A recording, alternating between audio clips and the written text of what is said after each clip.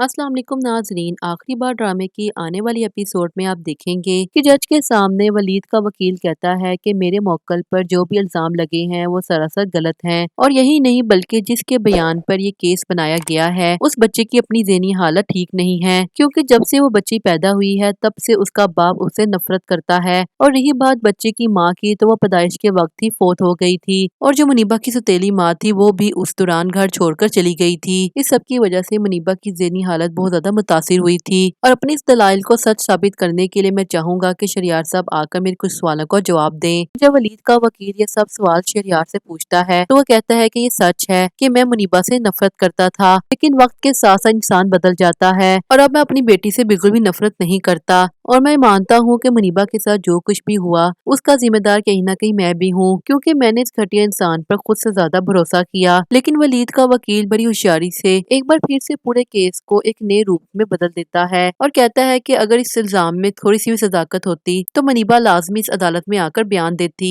लेकिन ऐसा कुछ भी नहीं है। इसलिए मैं चाहता हूँ कि इस केस को यहीं पर खत्म करके मेरे मौक्कल को बाइज्जत बरी किया जाए। वलीद के वकील की ये बातें सुनकर जज अपना फैसला सुना देता है और कहता है कि अगली पेशी में मुनीबा को भी हाजिर किया जाए, वरना इस केस को यहीं पर ही खत्म कर दिया जाएगा। फिर आप ड्रामे आगे देखेंगे कि अगली पेशी पर मुनीबा अपना बयान देने के लिए अदालत पहुंच जाती है और फिर वलीद का वकील मुनीबा से कहता है कि बेटा पूरी अदालत को बताओ कि आपने अपने माँ बाप के टेंशन हासिल करने के लिए ये सब झूठ बोला है, जिस पर मुनीबा आगे से इनकार कर देती है और कहती है कि मैंने जो भी बोला है वो बिल्कुल सच है और यही वो अंकल हैं जिन्होंने मेरे साथ जबरदस्ती की थी।